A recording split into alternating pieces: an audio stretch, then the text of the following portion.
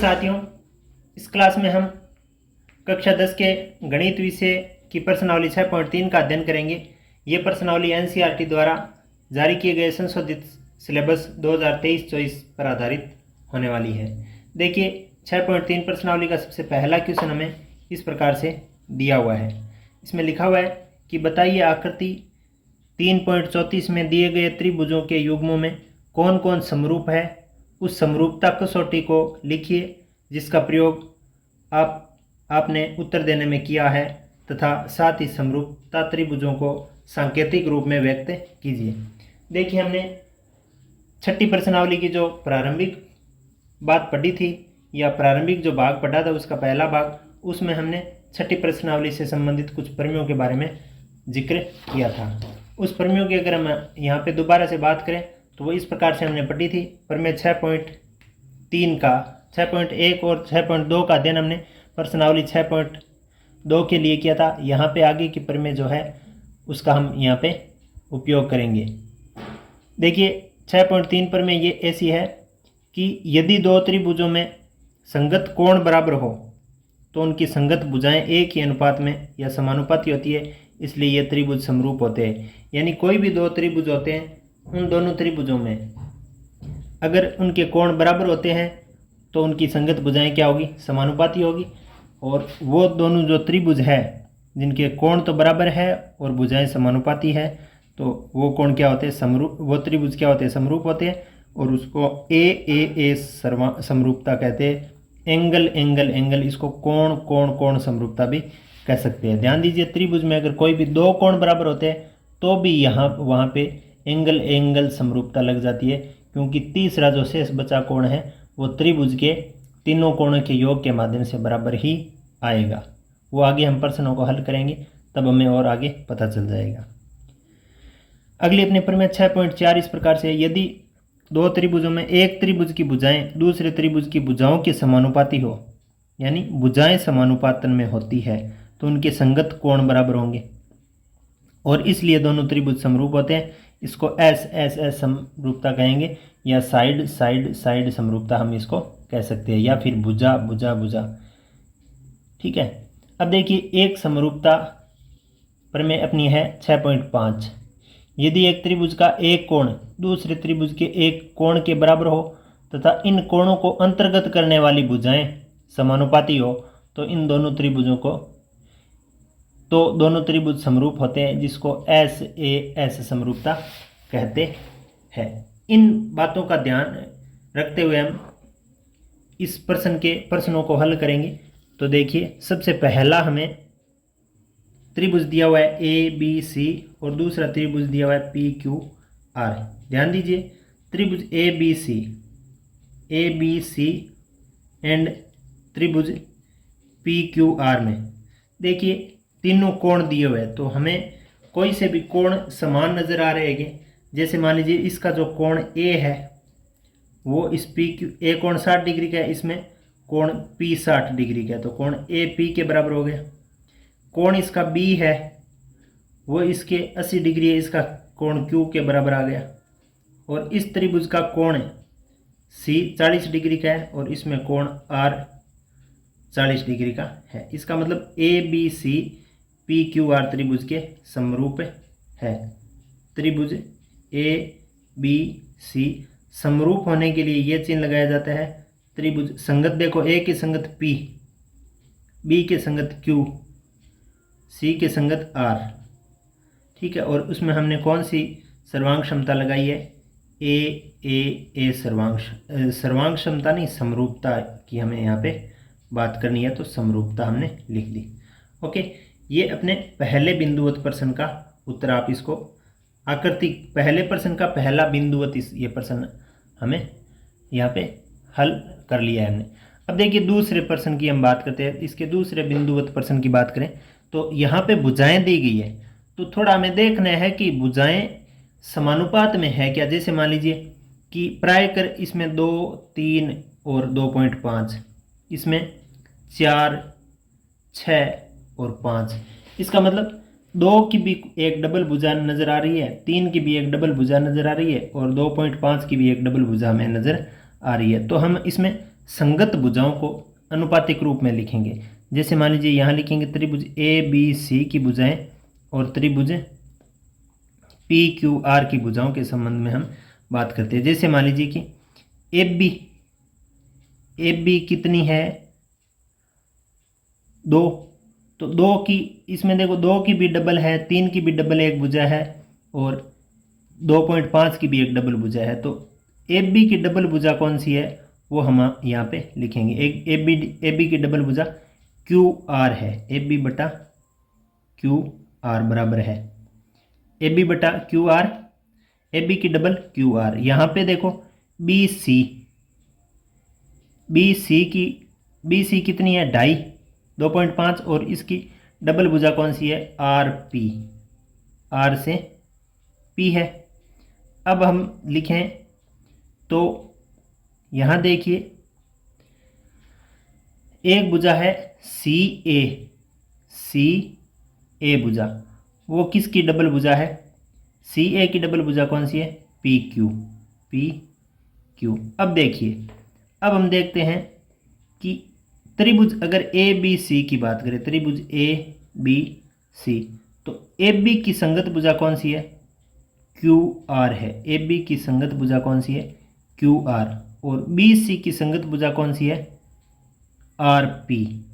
तो यहाँ पे ए बी की तो हम क्या लिख देंगे, इसके समरूप क्या लिखेंगे, ए बी की तो संगत है क्यू आर, तो त्रिभुज Q R A B C है, तो क्यू आर ए बी की तो हो गई क्यू आर, बी सी हो गई आर पी, तो जो लास्ट दोनों है बी सी, तो यहाँ पे हो जाएगा आर पी। ये देखिए संगत भाग है। जैसे मान लीजिए कि इसके शुरुआती दो कौन ए बी भुजा की के अनुपात में कौन सी है क्यू आर, लास्ट वाले दो बी सी, तो बी सी की संगत भुजा कौन सी है आर पी। इसी प्रकार ए सी की संगत भुजा कौन सी है पी क्यू या क्यू पी, कोई सा भी हो सकता है। यानी लास्ट वाले जो शीर्ष है उनकी संगत भुजा लास्ट वाले के बराबर है।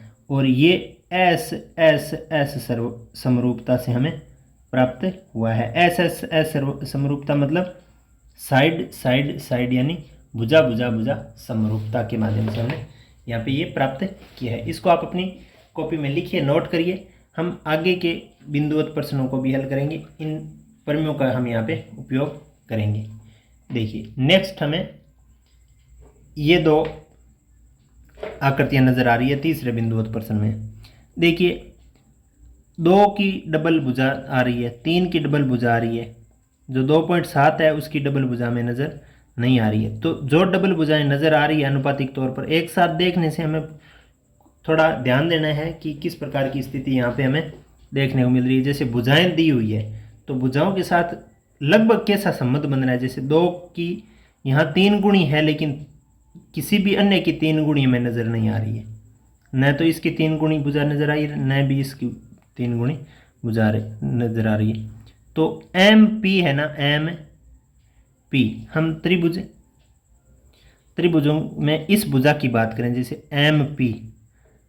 एम पी की डबल भुजा कौन सी है यहाँ पे डी ई है, तो एम पी के बटा में हम लिख देंगे डी ई बराबर। देखिए अब पी एल कितनी है 3, तो क्या उसमें 3 की डबल 6 भुजा है, कौन सी है डी एफ है, कौन सी है डी और एफ है। अब देखिए एक हो गई एल से एम भुजा के बट्टा इसकी डबल भुजा कौन सी है, इसकी डबल भुजा ई एफ नहीं है, ई एफ डबल नहीं है। यहाँ पे ये अनुपात बराबर नहीं है। क्यों? क्योंकि इसका मान कितना है 2, इसका 4, डी ई का मान कितना है 4, तो ये 1/2 हो गया। ठीक है, इसमें इसका मान 2, तो 2/4 यानी 1/2 हो गया इसका मान। इसमें पी एल का मान, पी से एल का मान 3 और डी एफ का मान, डी से एफ का मान 6, ये भी 1/2 हो गया। ठीक है, लेकिन यहाँ पे आगे हम बात करें एल एम की, एल से एम 2.7 है बटा ई एफ इसकी 5 है। इसका मतलब ये तो 1.2, ये 1.2, बट ये 1.2 नहीं है, यानी ये बराबर नहीं है। इसका मतलब ये समरूप त्रिभुज नहीं है, समरूप त्रिभुज नहीं है, ऐसा हम यहाँ पे लिखेंगे। यहाँ तक बात आपको समझ में आ गई होगी। अब देखिए दोबारा अगले हम क्वेश्चन की बात करते हैं। अगले क्वेश्चन में देखिए क्या स्थिति है। इस त्रिभुज में, कौन से में, एल एम एन और पी क्यू आर में एक कोण दिया हुआ है और उस कोण को बनाने में काम आने वाली भुजाएं हमें यहाँ पे दी हुई है। तो भुजाओं को हम देखते हैं। कोण क्या होने चाहिए, बराबर, और भुजाएं क्या होनी चाहिए, समानुपाती। तो एम कोण का बराबर कोण दिया हुआ है, यानी इसका जो एम कोण है वो इसके एल कोण के क्यू कोण के बराबर है। एल कोण किसके बराबर है, क्यू कोण के बराबर है। अब भुजाएं देखिए, इसमें 2.5 और 5, इसमें 5 और 10। तो हम क्या करेंगे, इस 5 को इस 5 वाले के बराबर नहीं मानेंगे। बराबर मानने से तो ये 2.5 वाली 10 के बराबर नहीं है। ये स्थिति एक प्रकार से हमें दुविधाजनक नज़र आ रही है, मतलब ये हमारे लिए सुविधाजनक नहीं है। हम क्या करेंगे, यहाँ पे इनको डबल अनुपात में देखते हैं कि 2.5 की डबल 5 है और 5 की डबल 10 है। तो यहाँ देखिए इसमें जो एम एन भुजा है ना, एम एन भुजा कितनी है, एम से एन वाली भुजा 2.5 है। तो 2.5 की डबल जो भुजा है ना इसमें, कौन सी, क्यू पी, वो इसके बट्टा में लिख देंगे क्यू पी। ठीक है, इसके बराबर एक भुजा जैसे एम एल भुजा है ना, एम एल भुजा ये कितनी है, 5। तो हम क्यू आर भुजा को यहाँ पे लिखे देंगे, क्यू आर को। अब देखिए हम क्या लिखेंगे, यहाँ पे हम एल एम एन त्रिभुज की बात करते हैं। त्रिभुज एल एम और एन, ये समरूप तो आएगा क्योंकि दो भुजाएं समानुपाती हो गई और एक कोण बराबर हो गया। तो यहाँ देखिए एम कोण बराबर आया है। इसका मतलब यहाँ पे हमने त्रिभुज की जो प्रारूप बताया है, त्रिभुज के प्रारूप में बीच में एम आया है ना, तो बीच में क्यू लेना है, बीच में क्यू लेना है। त्रिभुज के बीच में क्या आ जाएगा, क्यू। एल एम, एल से एम भुजा या एम एल, एम से एल भुजा, एम एल भुजा किसके बराबर है, क्यू आर। तो इसका मतलब शुरुआती जो ये भुजा है ना एल एम, वो किसके अनुपाती है, एल एम की अनुपाती कौन सी है, क्यू आर। तो हम लिख देंगे आर क्यू और एक बच गया पी। अब देखिए यहाँ पे देखिए पी क्यू की बात करें तो पी क्यू एम एन के बराबर है, यानी पी क्यू यहाँ पे भी लास्ट में है और एल एम एम एन यहाँ पे लास्ट में है। तो ये दोनों त्रिभुज क्या हो गए, समरूप हो गए। और यहाँ पे समरूपता की कसौटी कौन सी लिखेंगे, कसौटी देखिए यहाँ पे दो भुजाएं समानुपाती तथा उसको एक इसका कोण बराबर, इसका मतलब हम लिखेंगे साइड एंगल साइड समरूपता से ये हमने लिखा है, साइड एंगल साइड समरूपता। ओके, अब देखिए एक हम बात करेंगे इसके नेक्स्ट क्वेश्चनों की। तो इसको आप अपने दोनों तीसरे और चौथे बिंदुवत प्रश्न के हल को आप अपनी कॉपी में नोट कीजिए। अब हम इसके अगले बिंदुवत प्रश्नों की बात कर लेंगे। जैसे यहाँ पे देखिए, यहाँ हमें किस प्रकार की सिचुएशन दी गई है, एक कोण दिया गया है 80 डिग्री, एक कोण यहाँ पे भी हमें दिया गया है 80 डिग्री। दो भुजाएं दी गई है, जैसे एक 5, 2.5 और एक 5, एक 3 और एक 6। फिर भी ये समरूप नहीं है। क्यों नहीं है, क्योंकि देखिए यहाँ पे आपको पता चल जाएगा कि इस कोण को बनाने में जो भुजाएं काम में आ रही हैं वो भुजाएं यहाँ पे दी गई है, ठीक है ना। इसको 80 डिग्री कोण को बनाने में 80 डिग्री कोण अपना ये ए है ना, और यहाँ पे 80 डिग्री कोण कौन सा है, कोण पी है, ठीक है। लेकिन ए से बी दी गई है, ए बी कितनी है 2.5। इसके बट्टा में क्या आएगी, ए बी, यानी ए से बी 80 डिग्री वाले कौन से, आगे वाला शीर्ष। तो 80 डिग्री वाले शीर्ष से आगे वाला शीर्ष पी डी हो जाएगा, पी डी, पी नहीं है यहाँ, यहाँ एफ बिंदु है, ये इस बिंदु का जो नाम है वो एफ है, पी नहीं है, ये एफ आएगा। ठीक है, तो अब देखिए ए बी यानी 80 डिग्री वाले कौन से आगे, तो एफ डी लिख देते हैं इसमें, एफ डी। लेकिन एक जो इसको अंतर्गत करने वाला कौन है, ए सी, ए सी बट्टा ए सी के संगत भुजा कौन सी होगी, ए सी की संगत भुजा, ए सी की संगत भुजा जैसे 80 डिग्री वाले से ए ई होगी, या सॉरी ई एफ होगी, ई एफ। ये दोनों बराबर नहीं दी हुई है, ये दोनों बराबर नहीं दी हुई है, इसका मतलब ये त्रिभुज समरूप त्रिभुज नहीं है, समरूप नहीं है। ठीक है, यहाँ एक बात देख लो, जैसे 80 डिग्री कोण बनाने में जो भुजाएं काम में आ रही है वो 5 और 6 है, और यहाँ पे 80 डिग्री कोण बनाने में एक ढाई है, लेकिन दूसरी वाली 6 नहीं है, ये अन्य भुजा जो इसकी सम्मुख भुजा 6 दी हुई है। तो 80 की सम्मुख भुजा, इसमें अगर ये इसकी सम्मुख भुजा अगर 3 दी हुई है और इसकी सम्मुख भुजा अगर 6 दे देते तो कुछ बात बन सकती थी, लेकिन यहाँ पे अपनी जो परमेय है उसके आधार पर तो उसको अंतर्गत करने वाली भुजाएं ही हमें दी हुई होनी चाहिए। फिर हम यहाँ पे इन दोनों त्रिभुजों की बात करते हैं, जैसे डी ई एफ त्रिभुज में ए कोण 70 डिग्री का दिया हुआ है और ए कोण 80 डिग्री का दिया हुआ है, तो जो शेष कोण बच गया, तो इसमें देखिए इस त्रिभुज में कोण डी प्लस कोण ई प्लस कोण एफ बराबर कितने के होंगे, 180 डिग्री के। कोण डी का मान 70 डिग्री दिया हुआ है प्लस कोण ई का मान 80 डिग्री दिया हुआ है, तो कोण एफ का मान हमें ज्ञात करना है, बराबर 180 में से घटाना पड़ेगा।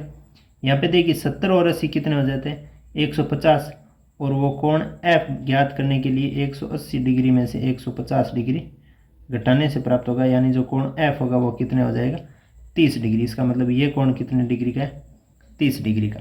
वैसे भी ये कोण ज्ञात न कर दे, अब देखिए तो भी काम चल सकता था, लेकिन यहाँ पे हमें कोई भी दो कोण यहाँ पे नज़र आ रहे हैं, जैसे इसका ई कोण इसके क्यू कोण के बराबर है, कोण ई बराबर कोण ई पे कितने डिग्री का, 80, यहाँ पे कोण क्यू के बराबर है।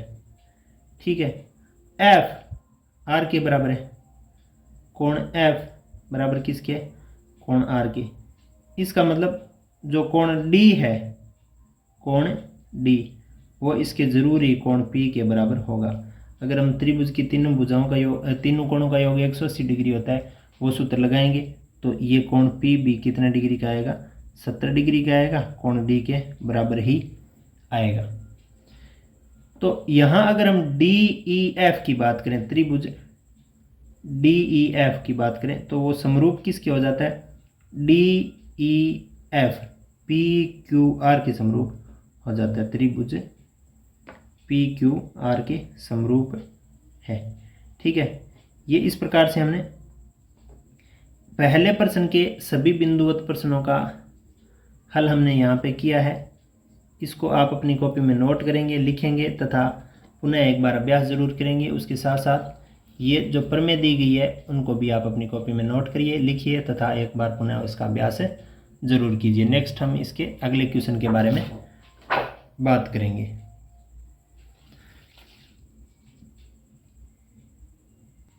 अगला अपना जो क्वेश्चन नंबर 2 है वो इस प्रकार से दिया गया है कि आकृति में ओ डी सी यानी ओ डी सी ये वाला त्रिभुज ओ बी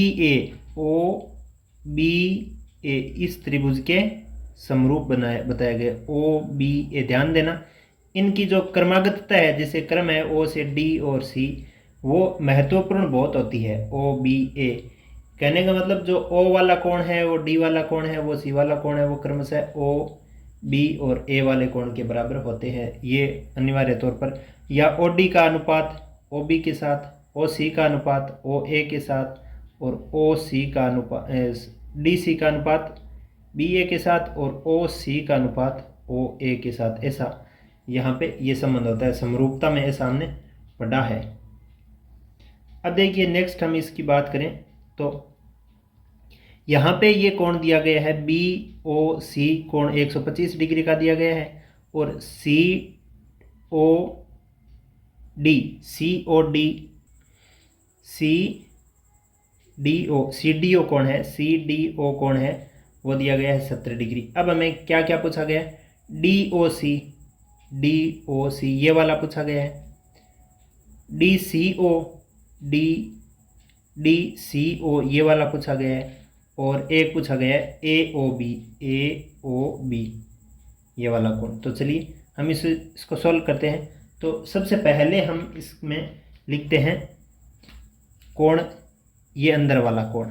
देखिए अंदर वाला कोण एक DE लाइन पे बन रहा है, सॉरी BD लाइन पे बन रहा है। BD लाइन पे बनने वाला कोण कैसा होता है, रेखिक युग्म वाले कोण होते हैं। तो हम यहाँ पे लिखेंगे कि DOC जो कोण DOC है उसमें अगर हम उस कोण में अगर हम BOC को जोड़ दें, कोण BOC को जोड़ दें तो वो 180 डिग्री के होंगे। क्यों? क्योंकि ये जो कोण है वो एक ही रेखा पर बन रहे हैं, तो इनको रेखिक युग्म वाले कोण कहेंगे। अब देखिए इनमें से एक कोण में दिया गया है DOC और BOC में, जो BOC है वो 125 डिग्री का हमें दिया गया है। तो हमें DOC निकालना चाहते हैं तो 180 डिग्री बराबर में आएगा, यानी जो कोण DOC का मान आएगा वो 180 डिग्री माइनस 125 डिग्री आएगा। और 180 डिग्री में से 125 डिग्री घटाते हैं तो वो बचता है 55 डिग्री। वो कितना बचता है, 55 डिग्री। अब हम क्या करेंगे, अब हमें कौन सा कोण ज्ञात करना है, DCO कोण ज्ञात करना है, DCO वाला। तो हम क्या करेंगे, त्रिभुज कौन सा लेंगे, ODC में तीनों कोण जो है, तीनों कोणों का जोड़ या योग लिख देते हैं हम। योग बराबर कितना होता है, 180 डिग्री। तो एक बार हम कोण O लिखते हैं। O कोण हम सीधा कैसे लिखेंगे, DOC कोण लिखेंगे। कौन सा, DOC प्लस ये हो गया DOC प्लस हो गया कोण CDO प्लस एक कोण हो गया DCO, ये 180 डिग्री का। अब देखिए DOC का मान हमें कितना मिला है, 55 डिग्री। तो हम यहाँ पे लिख देंगे 55 डिग्री प्लस CDO, यानी CDO का मान हमें कितना दिया गया है, 70 डिग्री। तो हम लिख देंगे 70 डिग्री प्लस DCO, कोण DCO निकालना है तो हम यहाँ पे लिख देंगे 180 डिग्री।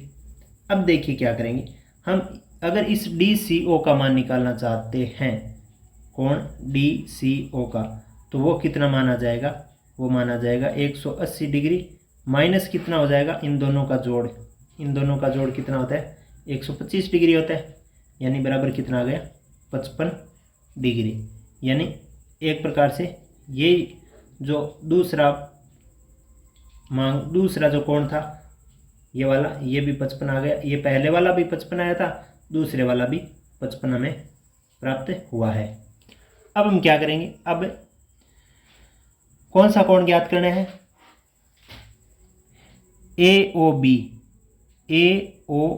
कोण ज्ञात करना है। तो यहाँ पे देखिए हमें समरूपता की प्रश्नावली है, तो यहाँ एक समरूपता से संबंधित प्रश्न को भी लेना चाहिए। हालांकि ये बिना समरूपता भी हो जाता है, जैसे COD का सम्मुख कोण शीर्षाभिमुख कोण है ये कौन सा, AOB। तो उस आधार पर भी हम इसको लिख सकते हैं, सीधा लिखे तो। और अगर त्रिभुज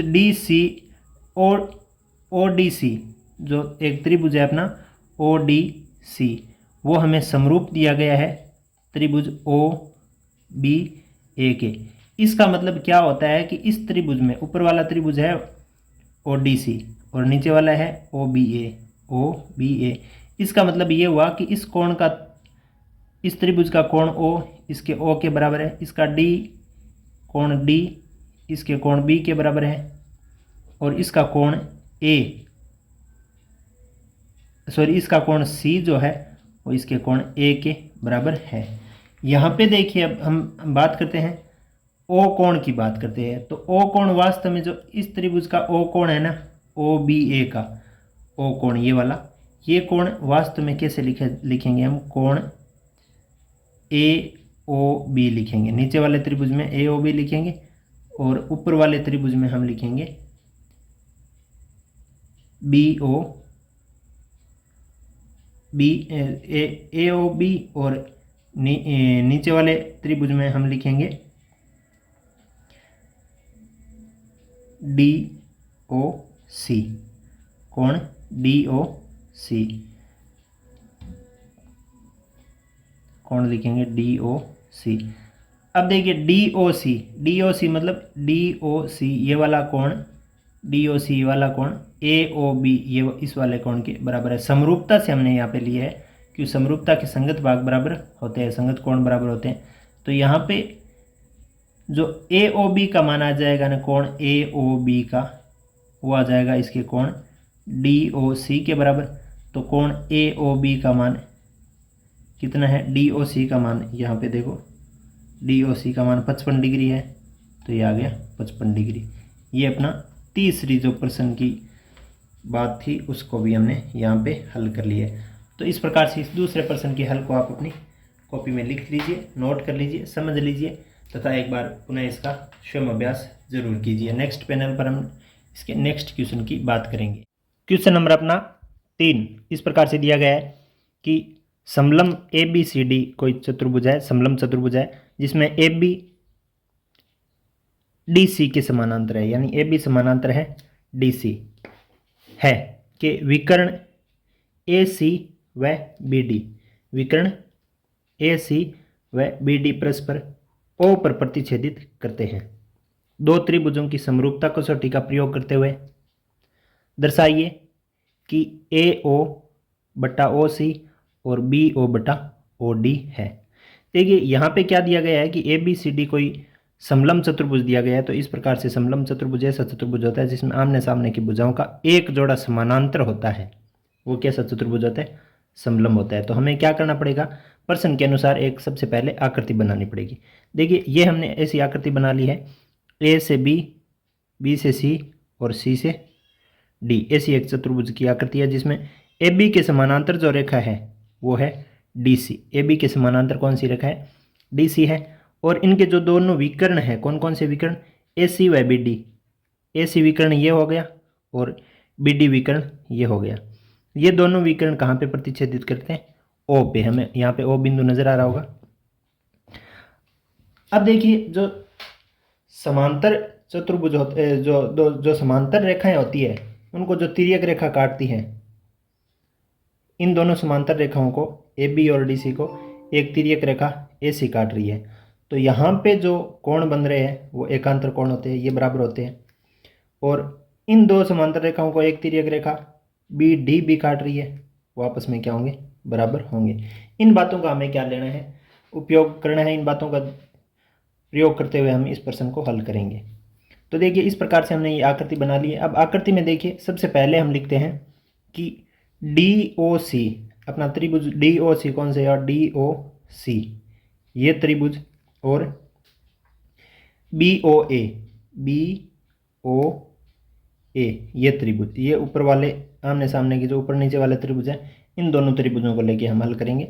तो यहाँ पे देखिए जो डी ओ सी कोण है, डी ओ सी कोण कौन सा है, डी ओ सी ये वाला कोण, ये जो कोण बन रहा है ये कोण बी ओ ए के बराबर है, बी ओ ए के बराबर है। क्यों बराबर है, क्योंकि देखिए इन दोनों रेखाओं को प्रतिच्छेदन से बन रहा है। तो ये कैसे कोण हो जाएंगे, शीर्षाभिमुख कोण हो जाएंगे। ठीक है। अब देखिए ए कोण कौन सा है, ए कोण हो जाएगा C D O. C D O कोण कौन सा है अपना, सी डी ओ ये वाला कोण जो है, ये नीचे वाले त्रिभुज के A B O, A B O ये इसके बराबर हो जाएंगे। क्यों, क्योंकि इन दो समांतर रेखाओं को ए बी और डी सी समांतर रेखाओं को जब एक तिर्यक रेखा काटती है तो बनने वाले कोण क्या होते हैं, एकांतर कोण होते हैं। तो ये दोनों कोण डी सी ओ, सॉरी सी डी ओ और ए बी ओ ये दोनों क्या हो जाएंगे, बराबर किस परिभाषा से, एकांतर कोण की परिभाषा से। ठीक इसी प्रकार देखिए एक कोण अब और लेते हैं हम, डी सी ओ। डी सी ओ कौन सा है? डी सी ओ ये वाला कोण, इस त्रिभुज के नीचे वाले त्रिभुज का ये जो सी पर बनने वाला कोण है, ये किसके बराबर हो जाएगा? बी ए ओ। बी ए ओ इसके, ये भी किस परिभाषा से कि दो समांतर रेखाओं को जब एक तिर्यक रेखा काटती है तो बनने वाले एकांतर कोण क्या होते हैं? बराबर होते हैं। तो ये भी एकांतर कोण की परिभाषा से बराबर हो गए। यानी जो ऊपर वाला त्रिभुज हमने लिया है ये वाला, इस त्रिभुज और इस त्रिभुज में इसके संगत तीनों कोण बराबर आ रहे हैं। जैसे इसके ओ कोण के बराबर इसका ए कोण ओ कोण आ रहा है, इसके बी कोण के बराबर इसका डी कोण आ रहा है, इसके ए कोण के बराबर इसका सी कोण आ रहा है। ठीक है, यानी तीनों संगत कोण क्या आ रहे हैं? बराबर आ रहे हैं। इसका मतलब हम क्या लिख सकते हैं कि डी ओ सी त्रिभुज है ना, वो किसके समरूप होगा? बी ओ ए के। अब यहाँ ध्यान देना है, संगत भागों को लिखना जरूरी है। जैसे डी ओ सी आया है ना, तो डी के संगत है वो सबसे पहले आएगा। डी के संगत कौन सा है? बी, तो बी आएगा। ओ के संगत कौन सा है? ओ आएगा। फिर सी के संगत, सी के बराबर में आपका कौन सा है? ए, तो लास्ट में ए आएगा। तो डी ओ सी त्रिभुज किसके समरूप है? बी ओ ए समरूप है, के त्रिभुज के समरूप है। कौन सी कसौटी से? ए एंगल एंगल एंगल, यानी कोण कोण कोण समरूपता नियम से ये समरूप है। तो अगर ये दोनों त्रिभुज समरूप है, ऊपर वाला नीचे वाले त्रिभुज के समरूप है, इसका मतलब इसकी जो संगत भुजाएं हैं वो समान अनुपात में होगी, यानी उनके अनुपात बराबर होंगे। तो यहाँ देखिए डी ओ भुजा है ना, ये डी ओ भुजा किसके समानुपाती होनी चाहिए? बी ओ के। तो डी ओ के साथ बी ओ का अनुपात है वही सी ओ का ए ओ के साथ होगा।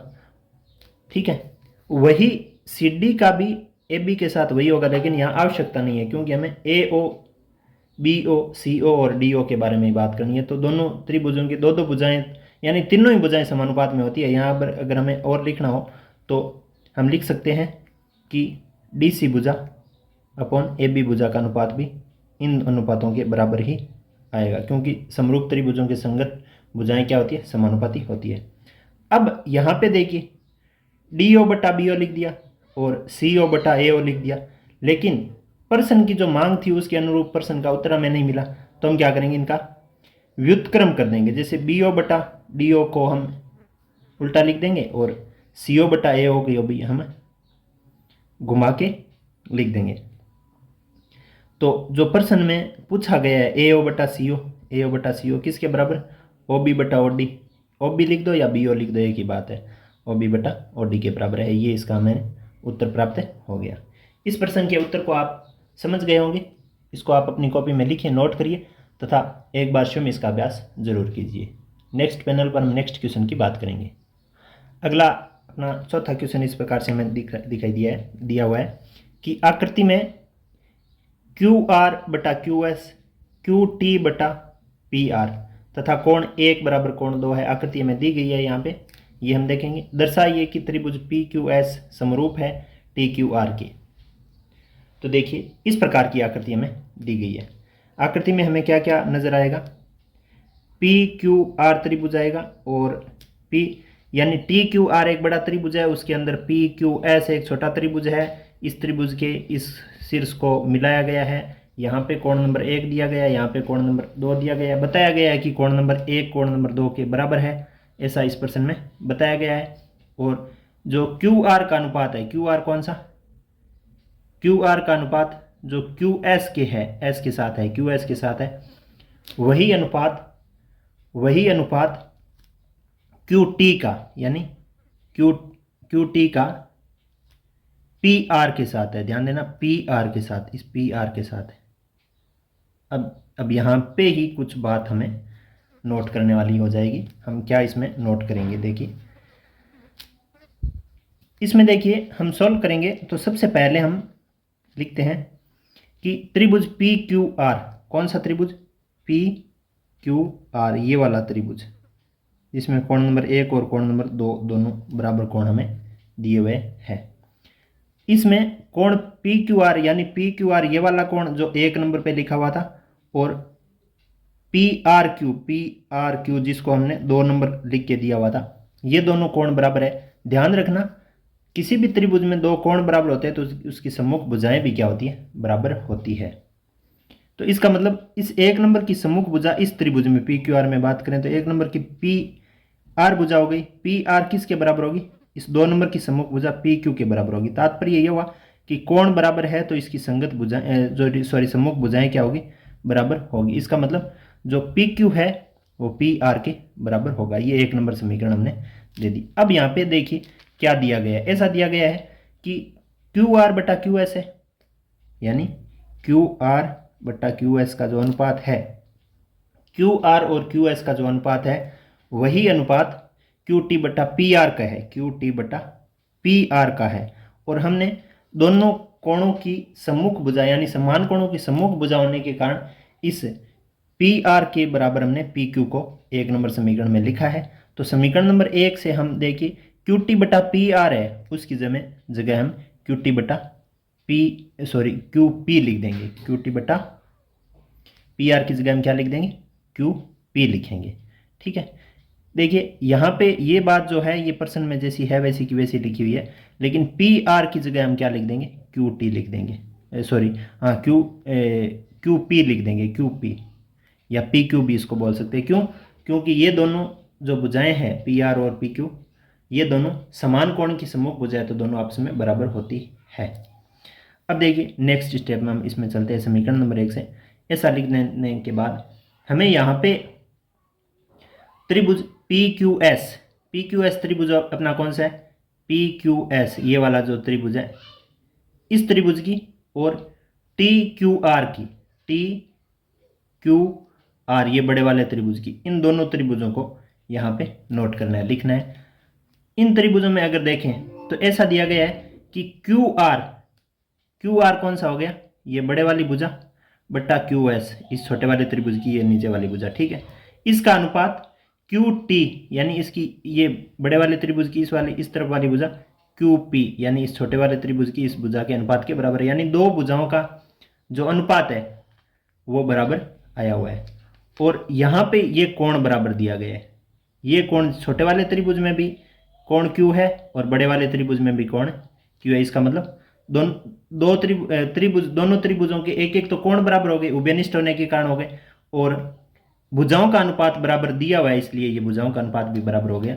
इसका मतलब यहाँ पे देखिए जो कोण उभयनिष्ठ है उसको अंतर्गत करने वाली भुजाएं ही समानुपात में। इसका मतलब यहाँ पे जो समरूपता की कसौटी लगेगी वो लग जाएगी साइड एंगल साइड कसौटी, साइड एंगल साइड कसौटी से ये त्रिभुज क्या हो जाएंगे, समरूप हो जाएंगे, क्योंकि दो साइडें और बीच का एंगल छोटे वाले त्रिभुज के पी क्यू एस का और टी क्यू आर का एक कोण बराबर और भुजाएं समानुपात में, दोनों भुजाएं समानुपात में है। तो यहाँ पे जो कसौटी लगेगी वो लगेगी एस साइड एंगल और साइड कसौटी से। तो यही हमें ऐसा पूछा गया था कि आप सिद्ध कीजिए कि P Q S T Q R के समरूप है, उसको हमने यहाँ पे सिद्ध कर दिया है। ये अपना एक प्रकार से उत्तर हमें प्राप्त हो गया। इसको आप अपनी कॉपी में नोट करिए, लिखिए तथा एक बार स्वयं इसका अभ्यास जरूर कीजिए। अगर आपको कुछ कम समझ में आया तो वीडियो को दोबारा देखिए, थोड़ा सा आपको टाइम लगेगा, अवश्य ये आपको जरूर समझ में आ जाएगा। इसको आप अपनी कॉपी में नोट कर लीजिए। हम नेक्स्ट पैनल पे इसके 5वें क्वेश्चन की बात करेंगे। अगला अपना 5वां क्वेश्चन इस प्रकार से दिया गया है कि त्रिभुज पी क्यू आर की भुजाएं पी आर और क्यू आर पर क्रमशः बिंदु एस और टी इस प्रकार स्थित है कि कोण P बराबर कोण आर टी एस है, कोण P बराबर कोण आर टी एस है। दर्शाइए कि त्रिभुज पी आर पी क्यू समरूप है त्रिभुज आर टी एस की है। तो यहाँ हमें जो प्रश्न में बातें दी गई है उसके अनुरूप आकृति बनानी आनी चाहिए। यहाँ देखिए हम पहले बात इसको किस प्रकार से बनाया गया है वो बात करते हैं। कोई त्रिभुज है पी क्यू आर, तो हमने त्रिभुज बना लिया पी क्यू आर नाम दे दिया। ठीक है, भुजाएं पी आर, इसकी पी आर भुजा कौन सी है, ये वाली भुजा पी आर मानी है हमने, पी आर और क्यू आर ये क्यू आर भुजा है। इस पर क्रमशः बिंदु एस यानी इस पर तो कोई एस बिंदु है और इस पर कोई टी बिंदु है। ठीक है, इस प्रकार है कि जो कोण P है ना, ये वाला कोण, ये कोण किसके बराबर है? आर टी एस के इस कोण के बराबर है। ऐसी स्थिति यहाँ पे दी गई है। ठीक है, तो ऐसा हमने यहाँ आकृति में बना दिया है, इस आकृति में बनाया है। तो अब हमें सिद्ध करना है कि जो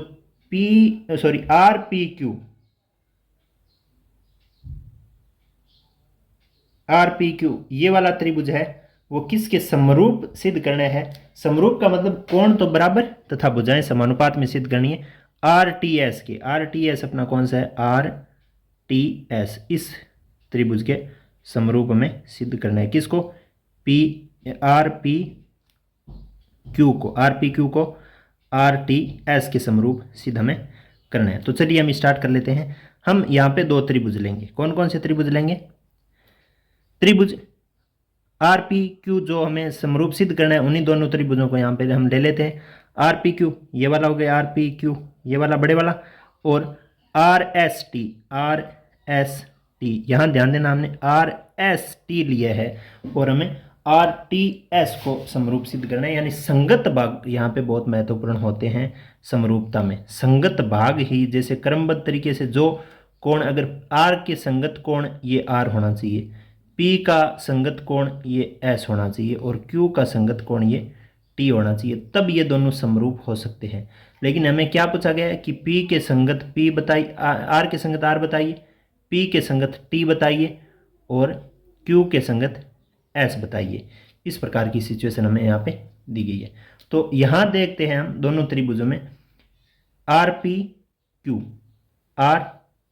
क्यू इस त्रिभुज और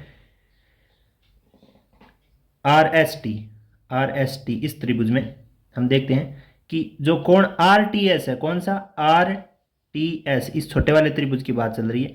आर टी एस ये त्रिभुज, ठीक है, ये कोण क्यू पी एस इस कोण के बराबर है। यानी इस त्रिभुज का ये टी कोण इसके पी कोण के बराबर है, इसका टी कोण इसके पी कोण के बराबर है। ठीक है, आर जैसे इसमें ये जो छोटे वाले त्रिभुज का आर कोण है, वही कोण इस बड़े वाले त्रिभुज के आर कोण के दोनों में काम आ रहा है, तो ये उभयनिष्ठ हो गया। ऐसा तो हमें दिया गया है और आर कोण दोनों में उभयनिष्ठ है।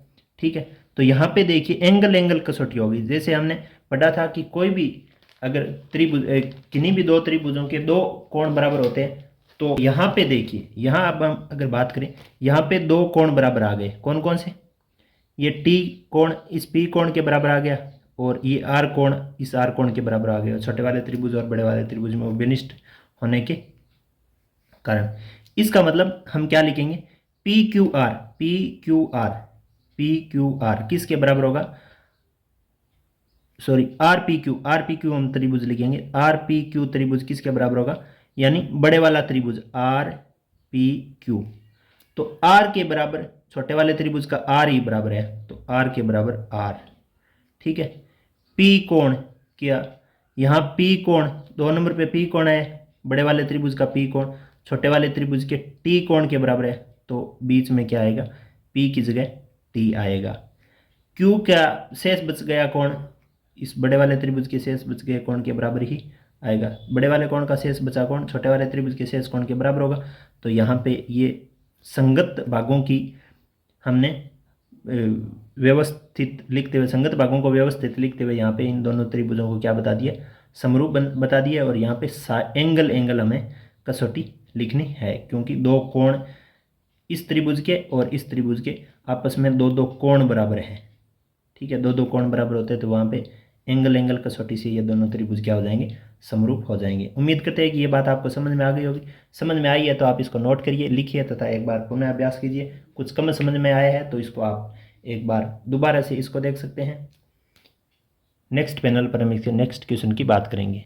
अगला अपना छठा क्वेश्चन इस प्रकार से है कि आकृति में यदि ए बी ई, एक आकृति में यहाँ पे संलग्न दी हुई मिलेगी। ये इस प्रकार की आकृति हमें आपको दिखाई दे रही होगी कि आकृति में यदि ए बी ई, यहाँ पे देखिए ए, यहाँ बी और यहाँ ई, इस त्रिभुज की बात की जा रही है। इस आकृति में ए बी ई सर्वांग सम है। ध्यान रखना, यहाँ पे सर्वांग सम की बात कर दी। इसका मतलब ये अनुपातिक बराबर तो है ही है, लेकिन संगत भाग बिल्कुल एग्जैक्ट बराबर है। समरूप का तो मतलब बनावट बराबर होती है और सर्वांग का मतलब उनके माप भी बराबर होते हैं। ऐसी बात हमने अपने इस क्लास की प्रारंभिक जो अपनी 6.1 प्रश्नावली के बारे में पढ़ना स्टार्ट किया था तब हमने कर ली थी, और हमें पता भी है, पीछे की कक्षाओं में हमने ऐसा पढ़ा भी है कि समरूप का मतलब तो उनकी बनावट यानी जो शेप है वो एक जैसी होनी चाहिए देखने में, लेकिन सर्वांग की मतलब शेप तो बराबर होनी ही चाहिए,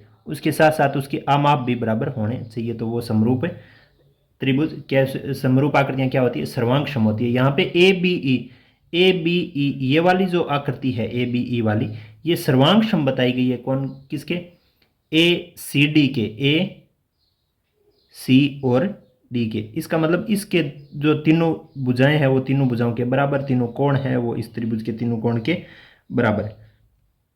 तो दर्शाइए कि ए डी ई, अब हमें दर्शाना क्या है, ए डी ई ये वाला त्रिभुज ए डी ई किसके समरूप दर्शाना है, ए बी सी के समरूप दर्शाना है। ऐसी स्थिति है तो इस छोटे वाले त्रिभुज को बड़े वाले त्रिभुज के समरूप दर्शाइए। ठीक है, समरूप का मतलब भुजाओं का अनुपातिक दर्शाइए और कोणों को आप बराबर दर्शाइए। तो चलिए स्टार्ट करते हैं। यहाँ पे दिया क्या गया है कि ए बी ई ये जो कोण त्रिभुज है वो सर्वांगक्षम है ए सी डी के, ए सी डी के। ठीक है, ऐसा हमें इसमें दिया गया है तो वो हमने यहाँ पे लिख दिया।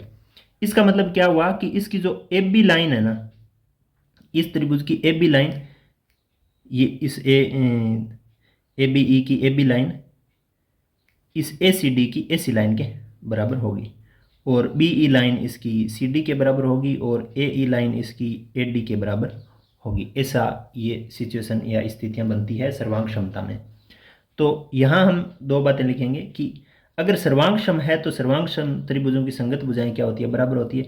तो ए बी ई की जो ए बी लाइन है वो ए सी डी की ए सी लाइन के बराबर होगी। तो ए बी बराबर ए सी हमने इस स्थिति में लिख दी कि ए बी के बराबर क्या है, ए सी है, क्योंकि ये दोनों त्रिभुज सर्वांगक्षम है इसका मतलब। और ए डी के बराबर यानी इसकी ए डी की भुजा के बराबर इसकी ए ई भुजा है। ठीक है, क्योंकि सर्वांगक्षम त्रिभुजों के संगत भाग बराबर होते हैं। यहाँ पे हमने दो स्थितियां बना ली, मतलब दो समीकरण बना लिए। अब हमें क्या लिखना है, अब हमें दो त्रिभुज लेने हैं। कौन कौन से इस आकृति में देखिए, ए डी ई त्रिभुज कौन सा है, ये वाला जो हमें समरूप सिद्ध करना है वो हम लेते हैं। ए डी ई और ए बी सी ये दोनों हम त्रिभुज लेते हैं। दोनों त्रिभुज लेने के बाद अब हमें क्या करना है कि ए डी बटा ए बी यानी ए डी का ए बी के साथ अनुपात निकालना है, वही अनुपात ए ई का ए सी के साथ होगा। अब ये होगा कैसे, दोनों भुजाओं का जैसे ए डी बटा ए बी लिख सकते हैं और ए ई बटा ए सी लिख सकते हैं। कैसे, जैसे 1 नंबर समीकरण और 2 नंबर समीकरणों में देखिए, हम 2 नंबर समीकरण को यहाँ हमने वास्तव में किया क्या है कि जो समीकरण नंबर अपनी 2 है उसके बट्टा में हमने समीकरण नंबर 1 लिखी है। समीकरण नंबर 1 भाग समीकरण नंबर 2, समीकरण 2 बट्टा समीकरण 1 हमने यहाँ पे लिखी है। जैसे वाम पक्ष और दक्षिण पक्ष की बात करें तो इसका 2 नंबर समीकरण का ए डी इसके 1 नंबर समीकरण के ए बी के ऊपर आएगा, यानी ए डी बटा ए बी हो गया, ए डी बटा ए बी, और इसका ए ई बटा ए सी, ए ई बटा ए सी यहाँ में, यानी 2 नंबर समीकरण में यहाँ पे 1 नंबर समीकरण का हमने भाग दिया। इस बात से आपको कन्फ्यूज नहीं होना है कि ये कैसे है, ये दोनों समीकरणों को आपस में भाग देने से है, और समीकरणों को भी कैसे कि हमने समीकरण नंबर यहाँ पे 2 में समीकरण नंबर 1 का भाग दिया है। इस बात से आप परिचित हो गए होंगे। आगे वाली स्टेप में हम देखते हैं कि दो भुजाओं का हमने अनुपात बराबर बता दिया। कौन कौन से त्रिभुज के, ए डी ई और ए बी सी की दो भुजाओं का अनुपात बराबर बता दिया। जैसे ए डी का अनुपात ए बी के साथ है वही ए ई का ए सी के साथ है। ठीक है, दोनों त्रिभुजों की बात कर ली। और जो कोण ए है, जैसे ऊपर वाले त्रिभुज ए डी ई का और ए बी सी का जो कोण ए है वो बीच वाला कोण जो है वो बराबर हमने लिख दिया। क्यों लिख दिया, क्योंकि ये दोनों ही त्रिभुज में काम आ रहा है, उभयनिष्ठ है, इसलिए हमने यहाँ पे लिख दिया। इसका मतलब क्या हुआ कि यहाँ पे हमने दो भुजाओं के अनुपातिक मान बराबर बता दिए तथा एक कोण जो है वो बिल्कुल बराबर बता दिए। इसका मतलब हम यहाँ पे साइड एंगल, साइड समरूपता कसौटी से इन दोनों त्रिभुजों को क्या बताते हैं, समरूप बता सकते हैं। साइड एंगल, साइड यानी दो साइडें और बीच का एंगल कौन कौन से त्रिभुज का, ADE का ABC के साथ अगर ऐसा संबंध है तो इसका मतलब क्या हुआ कि जो ADE वो ABC के समरूप होगा। अब देखिए यहाँ थोड़ा ध्यान देना है, जैसे A कोण, इस A कोण के A कोण बराबर है, इसका मतलब कोण जो है वो पहला कोण पहले नंबर पे आना चाहिए। AD जो है ना, AD लाइन वो किसके बराबर है, AB के। AD का अनुपात AB के साथ है, मतलब AD का अनुपात AB के साथ, ठीक है। और AE का अनुपात AC के साथ है, AE का अनुपात यानी लास्ट वाले AC के अनुपात के बराबर है। ऐसी स्थिति है तो यहाँ पे संगत भागों का एक विशेष महत्व होता है, उन आधार पर हमें ये लिखना होता है। इस बात को आप अपनी कॉपी में नोट करेंगे, लिखेंगे तथा पुनः एक बार इसका अभ्यास जरूर करेंगे। उम्मीद है कि ये बात आपको जरूर समझ में आई है। समझ में नहीं आई तो क्लास को आप थोड़ा सा दोबारा से देखिए, और समझ में आ गई है तो नोट करके आप पुनः इसका अभ्यास जरूर कीजिए। नेक्स्ट पैनल पर हम इसके 7वें क्वेश्चन को लेके आएंगे। तब तक आप इस क्लास को लाइक कर दीजिए, क्लास को शेयर कर दीजिए तथा आप अगर हमारे चैनल पर नए हो तो चैनल को सब्सक्राइब कर दीजिए। अगला अपना क्वेश्चन नंबर 7 इस प्रकार से है कि आकृति में ABC आकृति दी हुई है कोई, उसमें ABC के शीर्ष लंब AD और CE परस्पर बिंदु P पर प्रतिच्छेदित करते हैं। दर्शाइए कि यहाँ पे हमें बिंदुवत प्रश्न 4 बिंदुवत प्रश्न मिलेंगे। तो चारों बिंदुवत प्रश्न में हम पहले बिंदुवत प्रश्न की बात करते हैं। तो देखिए जो आकृति में दी गई है वो इस प्रकार की आकृति हमें दिखाई देगी। ये आपको दिखाई दे रही होगी आकृति, ऐसी आकृति है। इसमें ABC ये आकृति है कोई A से B से C यानी त्रिभुजाकार आकृति है। A से जो शीर्ष डाला गया है वो D है, D पर जा रहा है। A से जो लंब डाला गया है शीर्ष से जो लंब डाला गया है वो D पे है, यानी यहाँ पे 90 डिग्री है।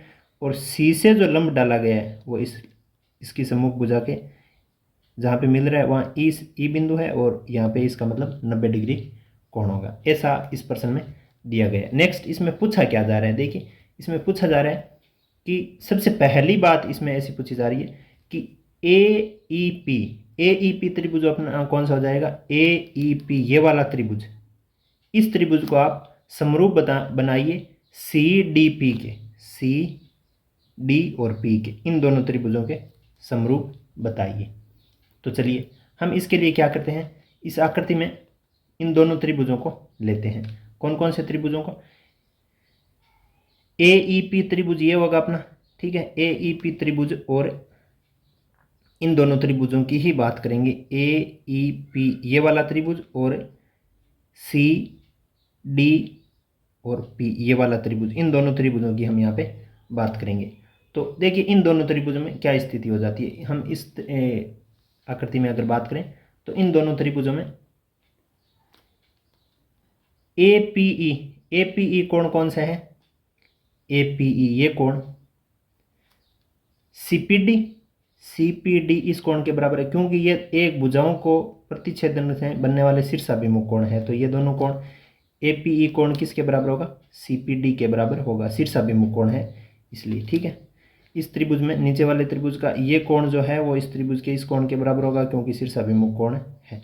दूसरा AEP ये कोण जो है, ये वाला कोण AEP यानी 90 का जो रेखिक कोण होता है वो 90 ही होता है। AEP कोण इस त्रिभुज के CDP कोण के बराबर है। ये 90 डिग्री है क्योंकि A से लंब डाला गया है, यानी इस त्रिभुज का एक कोण ये ऊपर वाले त्रिभुज के एक कोण के बराबर है, दूसरा कोण भी एक दूसरे कोण के बराबर है, क्योंकि दोनों क्या है 90 डिग्री के कोण है। इसका मतलब हम लिख सकते हैं कि एंगल समरूपता से हम क्या लिखेंगे, एंगल समरूपता से इन दोनों त्रिभुजों को हम समरूप बता सकते हैं। अब ध्यान देने वाली बात यहाँ पे यही है कि आप संगत भागों को देखिए, जैसे P का संगत कौन सा है, P, तो और E का संगत कौन सा है, D, AEP CDP, तो E का संगत D है, तो हम AEP की जगह लिखेंगे CDP, क्योंकि बीच में E आया तो इसके बीच में D आना चाहिए, E के D आना चाहिए। और पी का पी आना चाहिए, लास्ट में पी है तो इस त्रिभुज के भी लास्ट में पी शीर्ष आना चाहिए। ऐसा नहीं है कि संगत भागों को हम लिख सकते हैं। कहने का मतलब अगर हम इसको ए ई पी को समरूप बता दें इस त्रिभुज के, सी डी पी न लिखे अगर डी सी पी बता दें तो गलत हो सकता है, ये समरूप नहीं होगा। क्योंकि संगत भाग जैसे यहाँ पे पी का तो पी भाग बराबर है, लास्ट में पी है, इसके भी पी शीर्ष के बराबर कोण है। ई शीर्ष का कोण है ना वो सी शीर्ष पे नहीं बन रहा है, यानी ई शीर्ष वाला कोण डी शीर्ष पे बन रहा है। तो यही सही स्थिति है संगत भागों को अगर देखें तो, ये बात विशेष हमें ध्यान रखनी है। अब देखिए नेक्स्ट हम यहाँ पे इस त्रिभुज को देख लेंगे। नेक्स्ट क्वेश्चन में दिया गया है कि ए बी डी को आप सी बी ई के बराबर बताइए। ए बी ये वाला और डी, इस त्रिभुज को ए बी डी त्रिभुज को इसी को यहाँ पे बनाया, ध्यान रखना ये जो अपनी आकृति है इसको यहाँ पे बना लिया। दूसरी स्थिति में बताया गया है कि ए बी डी ये वाला जो त्रिभुज है ना ए बी डी, इसको समरूप बताइए आप सी बी ई। अपना सी बी ई कौन सा हो जाएगा, सी बी ई, इसके समरूप बताइए। तो चलिए हम दोनों त्रिभुजों में क्या करते हैं, एक स्थिति देखते हैं कि इस त्रिभुज में ए बी डी में ए बी डी जो अपना त्रिभुज है, ए बी डी त्रिभुज में ये वाला कोण क्या है, 90 डिग्री का है। ये वाला कोण क्या है, 90 डिग्री का है। कौन सा, ए डी बी वाला। ए डी बी वाला जो कोण है वो 90 डिग्री का है क्योंकि ए से शीर्ष लंब डाला गया है। और एक कोण इस त्रिभुज में भी, कौन से त्रिभुज में, सी बी ई, इस त्रिभुज में भी एक कोण 90 डिग्री का है। कौन, क्यों, क्योंकि सी से यहाँ लंब डाला गया है। तो इस त्रिभुज का तो एक कोण ये 90 डिग्री हो गया, ये 90 डिग्री हो गया। यानी दोनों त्रिभुजों को अगर हम एक साथ न लिखे, अगर इनको अलग अलग बना लेते हैं, जैसे मान लीजिए कि ये तो हमने बना लिया ए बी और डी, ये भी डी बना लिया, और यहाँ पे हम बना लेते हैं सी ई और बी। ये हम अलग अलग दो नंबर क्वेश्चन को हल करने के लिए यहाँ पे हमने अलग अलग बना लिया। इसी में से अलग लिखा है, बस इसको यहाँ रख दिया और इसको यहाँ रख दिया। इसका मतलब इसमें यहाँ वाला 90 डिग्री कौन है, कौन सा, ए डी बी वाला 90 डिग्री है, और इसमें सी ई बी वाला ये 90 डिग्री है। ठीक है, एक दोनों कोण समकोण है तो यहाँ पे हमने समकोण लिख दिया। फिर देखिए इनमें जो ये कोण आ रहा है ना बी वाला कोण, वो इसमें और इसमें उभयनिष्ठ है। कैसे, देखिए इस कोण में, इस त्रिभुज में भी ये हमने यहाँ पे बनाया है ये वाला, इसमें भी ये बी कोण आ रहा है, और ये वाला बनाया है हमने, इसमें भी ये बी कोण आ रहा है। इसका मतलब बी कोण क्या है, दोनों में उभयनिष्ठ है। तो दो कोण बराबर हो गए ना, ए कोण डी वाला कोण इसके ई कोण के बराबर हो गया, इसका बी कोण इसके बी कोण के बराबर हो गया। इसका मतलब ये दोनों जो त्रिभुज होंगे वो क्या होंगे, समरूप होंगे। कौन सी कसौटी लगेगी यहाँ पे, इसका एंगल, दो एंगल इसके दो एंगल के बराबर आया, तो इसका मतलब ये क्या हो जाएगा, एंगल कसौटी से समरूप होगा। अब ध्यान देना ए बी डी लिखेंगे, ए बी डी, तो ए शीर्ष पहला है ना, ए बी और डी, ए बी डी के लिए कौन सा हो जाएगा इसका, अगर ए बी और डी लिखते हैं, यहाँ आपको दिखाई नहीं दिया होगा, यहाँ ये दोनों कोण हमने बनाए थे। ए बी डी का जो शीर्ष होगा वो ए वाला किसके बराबर है, सी के बराबर, बी वाला किसके बराबर है, बी के बराबर, तो सी बी, और डी वाला किसके बराबर है, ई के बराबर। तो ये दोनों क्या हो जाएंगे, समरूप हो जाएंगे। तो ए बी डी किसके समरूप हो जाएगा, सी बी ई के समरूप होगा। नेक्स्ट अब इसका तीसरा जो बिंदुवत प्रश्न होगा वो इस प्रकार से है कि ए ई पी, अपना ए ई पी कौन सा है, ए ई पी ये वाला जो त्रिभुज है उसके ए डी और बी इसके समरूप बनाइए। अब हम ए ई पी को यहाँ पे थोड़ा अलग बना लेते हैं, जैसे ए ई पी ये वाला त्रिभुज हमें ऐसा है, ए ई और पी ऐसा त्रिभुज है, और ए डी पी त्रिभुज कैसा है, ए से ऐसे डी, यहाँ बी इस प्रकार से है, यहाँ 90 डिग्री का कोण है, यहाँ ए शीर्ष है, यहाँ बी शीर्ष है, और यहाँ पे डी शीर्ष है। ऐसी स्थिति है, इन दोनों को समरूप बताना है।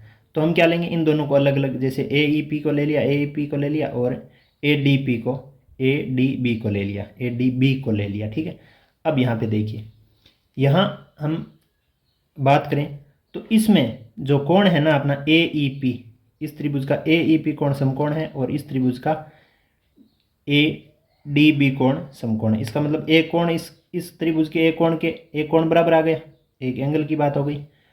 उसी प्रकार अगर हम बात करें तो इसमें जो ए शीर्ष का जो कोण आ रहा है यानी पी ए ई जो कोण आ रहा है ना ये वाला, ऐसा का ऐसा इसमें डी ए बी यानी ये जो उभयनिष्ठ कोण है, तो इसका मतलब दो एंगल इसमें क्या आ रहे हैं, बराबर आ रहे हैं। दो एंगल इसमें क्या आ रहे हैं, बराबर आ रहे हैं।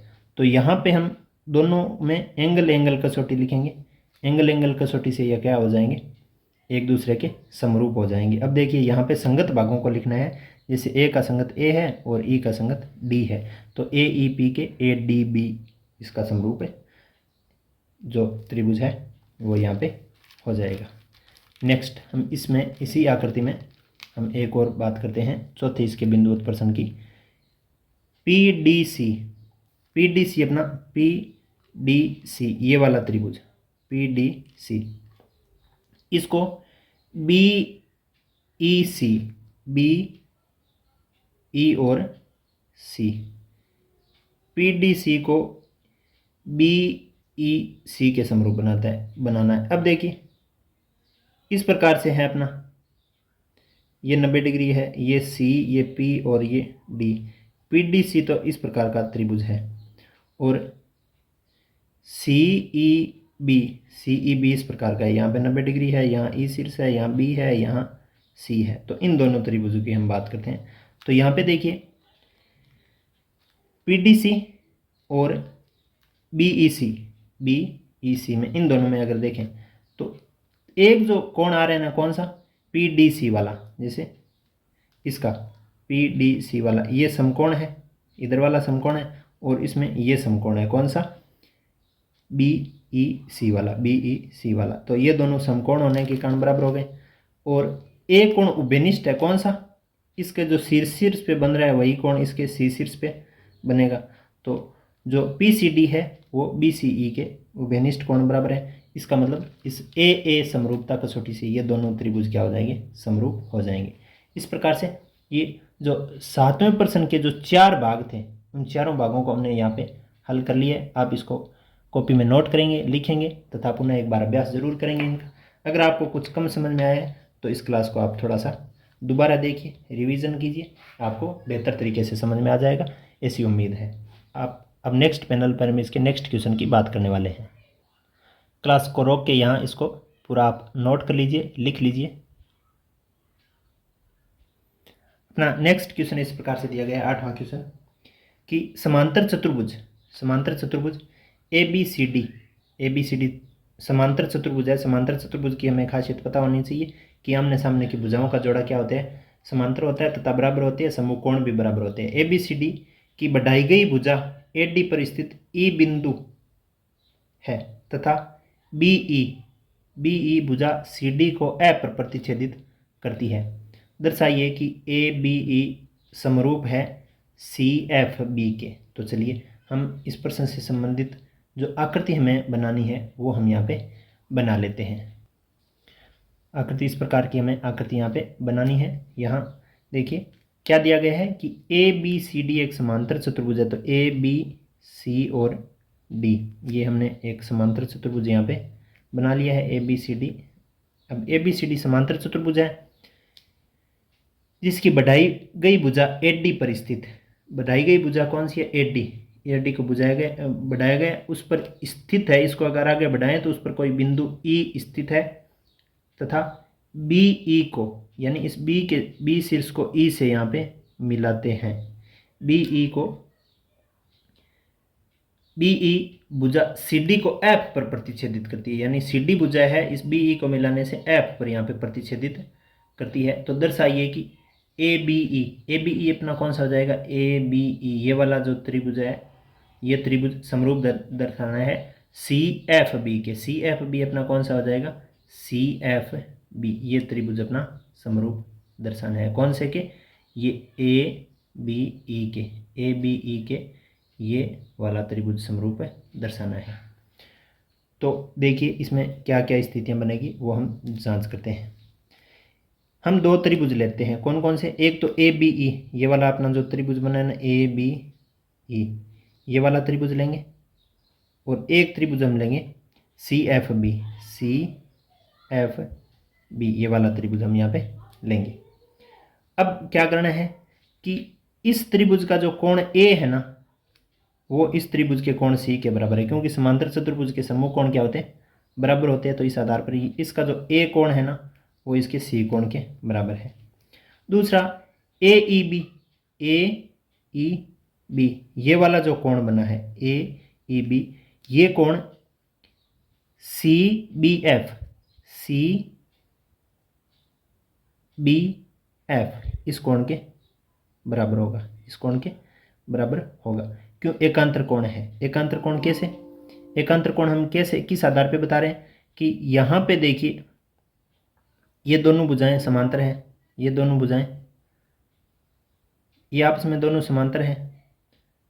तो दोनों समांतर भुजाओं को, तो यहाँ पे ये दोनों समांतर है, उसके साथ साथ ये समांतर कोण, अगर समांतर चतुर्भुज के आमने सामने की भुजाओं का दोनों जोड़ा समांतर होगा तो ये दोनों भुजाएं समांतर हो जाएगी। कौन कौन सी, AE और BC। तो समांतर भुजाओं को जब एक तिर्यक रेखा काट रही है ये EB, तो ये बनने वाले जो कोण है वो जेड आकृति के कोण नजर आ रहे हैं ना इस प्रकार से।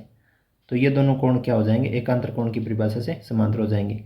ये दोनों भुजाएं समांतर, इनको एक तिर्यक रेखा काट रही है तो तिर्यक रेखा से बनने वाले कोण क्या हो जाएंगे, बराबर हो जाएंगे। तो AEB कोण है ना, जब ना AEB कोण, ये कोण बराबर हो जाएगा CBF के, CBF के ये कोण के बराबर हो जाएंगे। इसका मतलब इन दोनों त्रिभुजों में कौन कौन से, इस त्रिभुज में ABE और CFB में एक कोण तो बराबर होने के समांतर चतुर्भुज के समूह कोण से बराबर हो गया, एक कोण एकांतर कोण की परिभाषा से बराबर हो गया। इसका मतलब यहाँ पे दो कोण जो है दोनों त्रिभुजों के, संगत त्रिभुजों के दो कोण बराबर आ रहे हैं। तो यहाँ पे एंगल एंगल समरूपता कसौटी से ABE त्रिभुज है वो किसके समरूप हो जाएगा, CFB के समरूप हो जाएगा। उम्मीद करते हैं कि आपको समझ में आया होगा।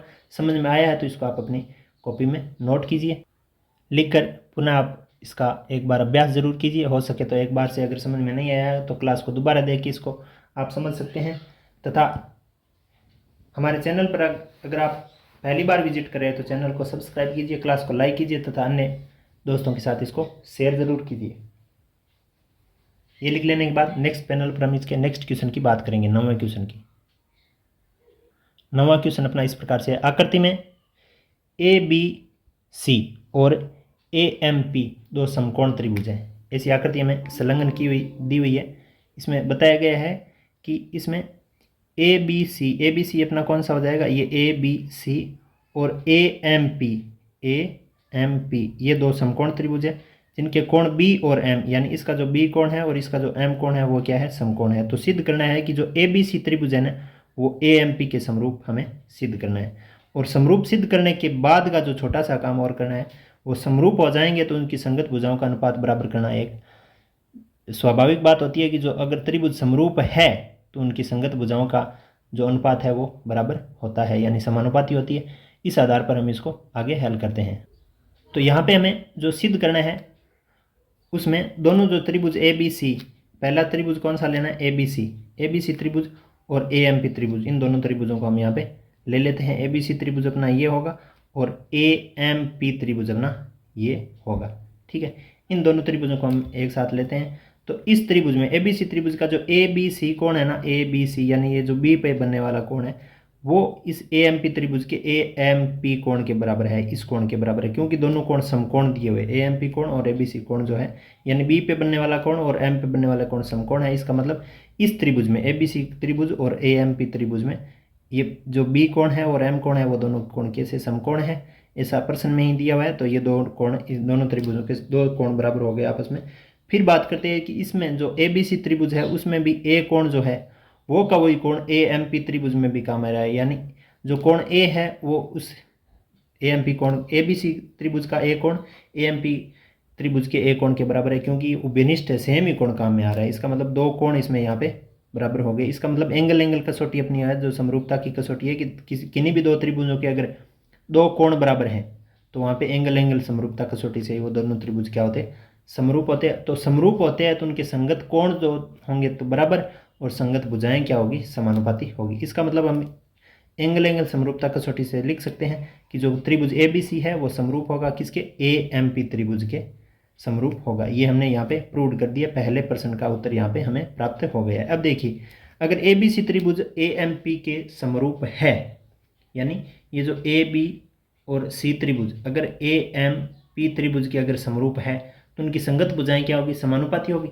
तो हमने ऊपर सिद्ध कर दिया। इस दूसरे भाग को हल करने के लिए यहाँ पे हमारा दूसरा भाग हल हो रहा है, सी ए बटा पी अपॉन बी सी बटा एम पी।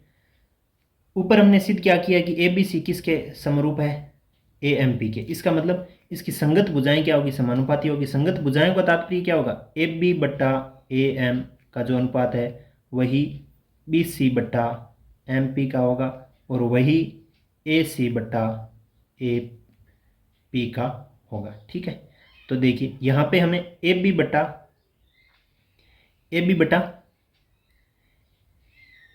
पी क्यू, तो हम यहाँ पे क्या लिख सकते हैं कि क्या लिखना है, सी ए अपना कौन सा है, ये लास्ट वाले का अनुपात, यानी सी ए बट्टा किसके होगा, पी ए के। ये पी ए के बराबर होगा, ए पी लिख दो या पी ए लिख दो, उससे कोई फर्क नहीं पड़ता।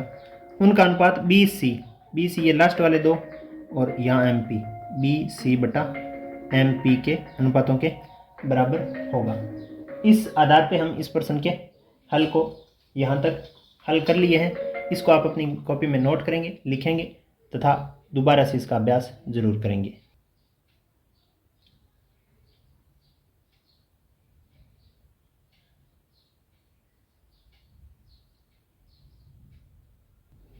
नेक्स्ट अपना क्वेश्चन नंबर 10 इस प्रकार से दिया गया है कि सी डी और जी एच क्रमशः कोण ए सी बी और ई जी एफ के ऐसे समद्विभाजक है कि बिंदु डी और एच क्रमशः त्रिभुज ए बी सी और त्रिभुज एफ ई जी की भुजाएं ए बी और एफ ई पर स्थित है। यदि त्रिभुज ए बी सी समरूप है त्रिभुज एफ ई जी, तो दर्शाइए कि यहाँ पे हमें अलग अलग स्थितियों में अलग अलग बातों को दर्शाना है। पहली स्थिति में हमें दर्शाना है कि पहली स्थिति में ऐसा बताना है कि सी डी बटा जी एच बराबर है ए सी बटा एफ जी के। तो इसके लिए हम क्या करते हैं, जो आकृतियाँ हैं वो हम यहाँ पे बना लेते हैं। तो यहाँ में शुरुआत में जैसी आकृतियाँ दी गई, जैसे ऐसी आकृति बनेगी कि सी डी और जी एच, जैसे ये सी डी और जी एच है ना अपनी, ये जो ये आकृतियाँ हमने अलग अलग बनाई है, उसमें ये सी डी हो गई त्रिभुज में, कोण ए सी बी कोण की समद्विभाजक है। इसका मतलब ये वाला कोण और ये वाला कोण और ये वाला कोण और ये वाला कोण क्या होगा, बराबर होगा। इस कोण का ये समद्विभाजक है, ई जी एफ का ऐसे समद्विभाजक है कि बिंदु डी और एच, जो डी और एच क्रमशः कहाँ पे मिल रहे हैं, त्रिभुज ए बी सी की और एफ ई जी की जो भुजाएं ए बी है, यानी ये बिंदु इस त्रिभुज की ए बी भुजा पर मिलेगा और एफ ई जी त्रिभुज की का ये जो एच बिंदु है वो ई एफ ए मिलेगा। ऐसी स्थितियां दी गई है। यदि त्रिभुज ए बी सी त्रिभुज कौन सा हो गया, ये अपना त्रिभुज ए बी सी, ये वाला त्रिभुज एफ ई जी अपना कौन सा होगा, एफ ई जी ये वाला त्रिभुज के समरूप है।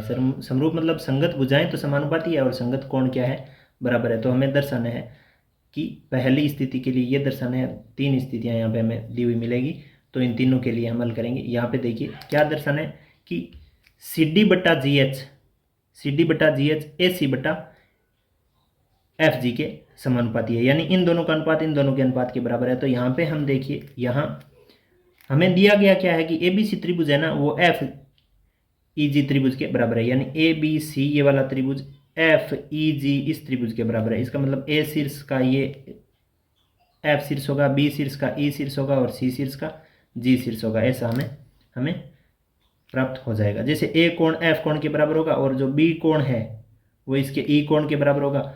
और यहाँ देखिए जो ए सी बी कोण है ना, ए सी बी कोण ये कोण किसके बराबर होगा, एफ जी ई कोण के बराबर होगा। ऐसा हमें इस प्रश्न में दिया गया है। और एक बात और दी गई है कि आगे हम क्या लिखेंगे कि यहाँ कोणों का समद्विभाजक किया जा रहा है। कौन से कोण का?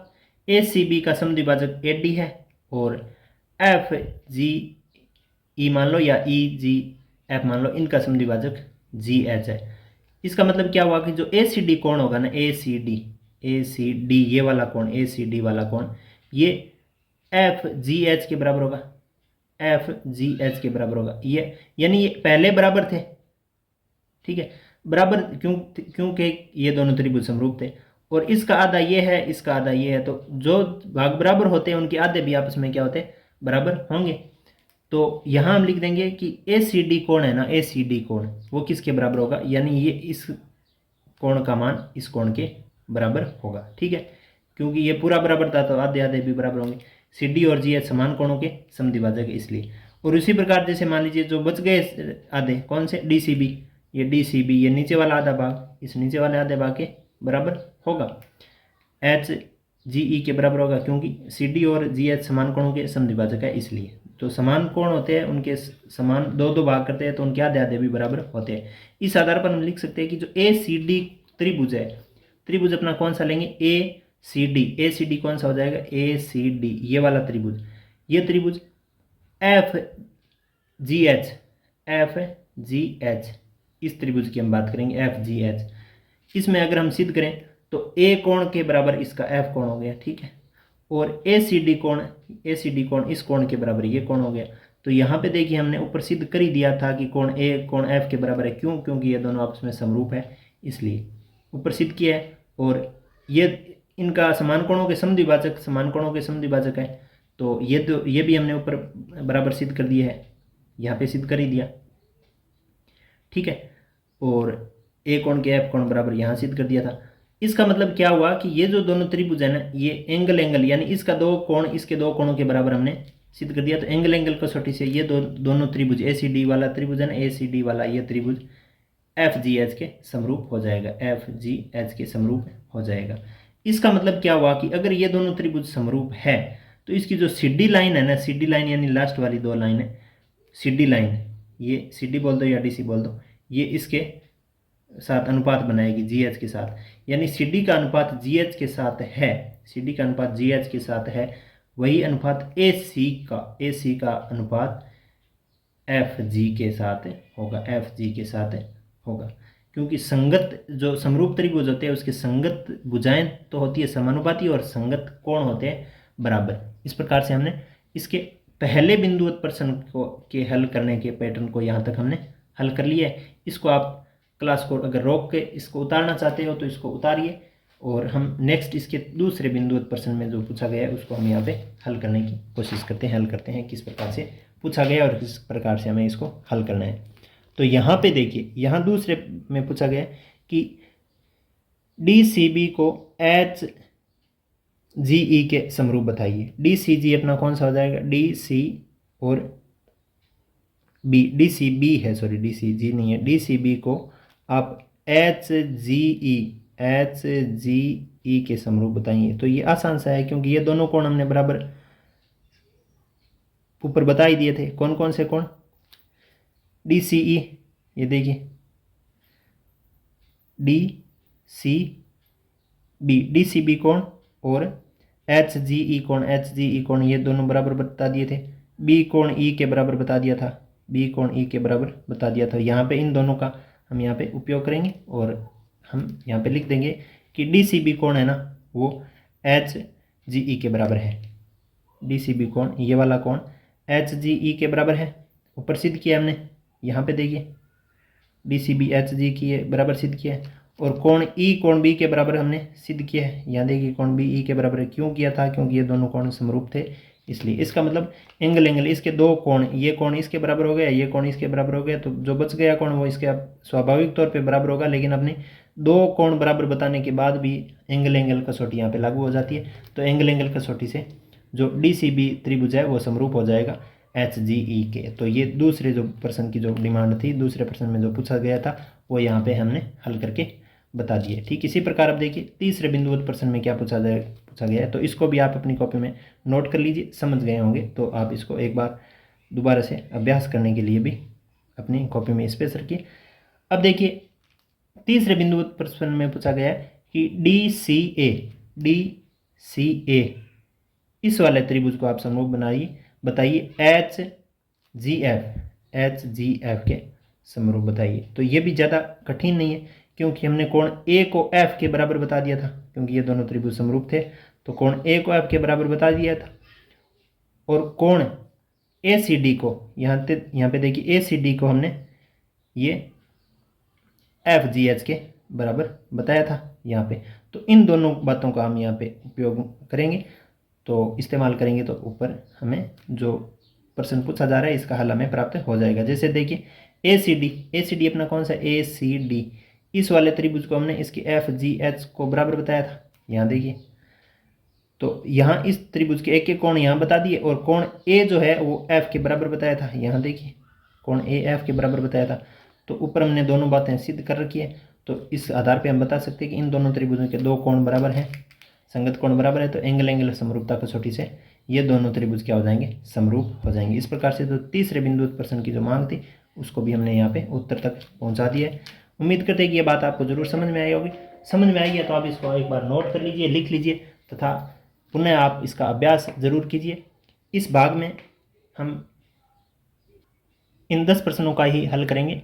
हम इस प्रश्नावली के दूसरे नेक्स्ट भाग में इसके आगे के पार्ट में आगे के क्वेश्चनों को हल करेंगे। इस प्रश्नावली में कुल मिलाकर 16 सवाल है। 10 सवालों को हमने इस भाग में पूरा कर लिया है। आपने इन सवालों को जरूर अपनी कॉपी में नोट कर लिया होगा। हमारे चैनल पर आपने पहली बार विजिट किया है तो चैनल को सब्सक्राइब कीजिए, लाइक कीजिए, तथा अपने दोस्तों के साथ इसको शेयर कीजिए। Thank you.